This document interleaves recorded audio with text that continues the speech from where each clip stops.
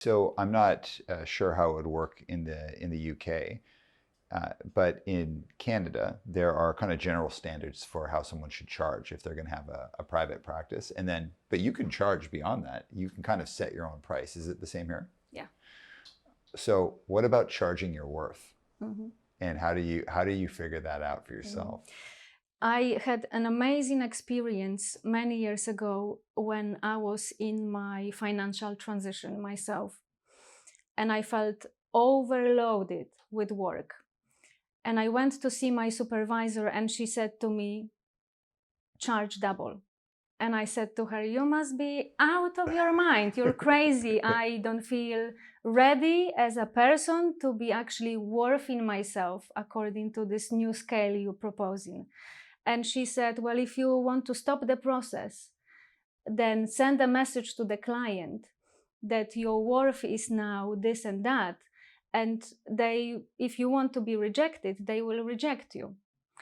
If this is what you want to create for yourself. And it was almost like a professional experiment, but an amazing life lesson I received from her.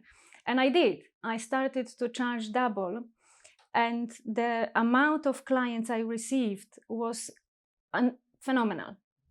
I thought it's going to stop the process, but it actually accelerated the process, because what actually happened psychologically within myself was that I needed to catch up with my own self-worth. That is amazing. I'm going to make a punk analogy if I can. Go for it.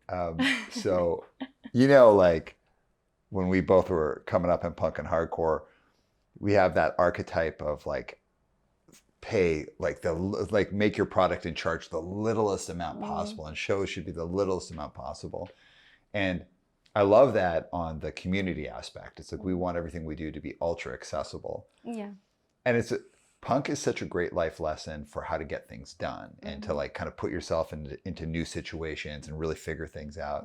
But where it's not a great lesson is like, how do you value your worth? And it's like, do I think Minor Threat should have been charging like some crazy amount of money for their records? No. But I do think that one of the lessons you can learn from a band like Minor Threat is how to get things done, how to create your own community, your own network. But as a professional, you should get very comfortable with charging an appropriate amount for your services and not undercutting yourself. I'm with you on that. There is a differentiation between self-worth and DIY culture. And I think once you feel comfortable in both, it can stretch your personality and bring you to different sides of yourself without underestimating one side of yourself or overestimating the other side of yourself. DIY was great. DIY was this moment in my life when I really felt that you can achieve with the sense of communal collaboration anything you want, and people would support you, which may not necessarily translate to what self-worth is, because that's a different definition. A different part of yourself would have to be activated to go into self-worth. There might be a bridge between them. I'm interested, what your opinion on that might be, but they are not the same. They are not the same aspects of our life. Yeah, I agree. So I can't speak to anyone else's like punk experience, I guess is the term I'd use. But I found punk and hardcore because I grew up in a chaotic home, very chaotic. And I experienced a ton of adversity. It was just like bullying and like tough stuff. And I found punk and hardcore as a total refuge. Yeah. And I dove, solace, a complete solace. Yeah, complete solace. And I dove headfirst into the DIY community aspect and not at all into the self-worth side of it. Right. And I didn't really get to that side of like taking care of myself until I was much older. I think it was part of my my journey via hardcore as well. But I was able to pick on this healing aspect that scene provided, because once you have, and you can really comfortably land into the belonging. To belong, especially that you share most of punk kids, they are coming from very diverse and sometimes very troubled backgrounds.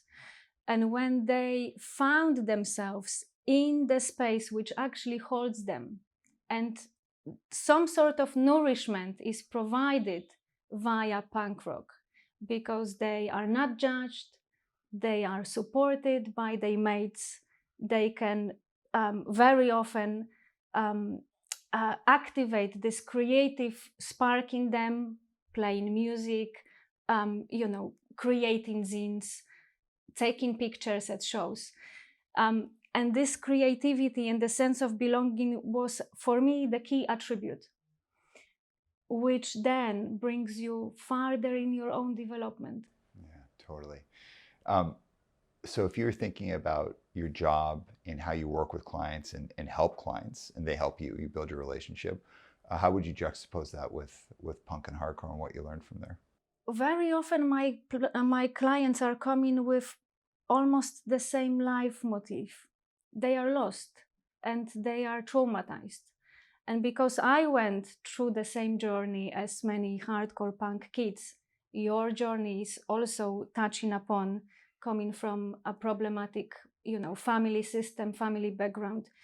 You do have a sense of actually spotting that they might just need a little bit of differentiation of who they are as individuals, and to help them to connect to that sense of knowing that there is something in them which is great, which is amazing, because they've been whatever happened to the individuals, they could be traumatized, they could be bullied, they could be raped, they could be part of whatever adversity happened in their life. Once you are able to scoop them up and say, okay, let's work with you on that level. Who are you and who you meant to be in your life?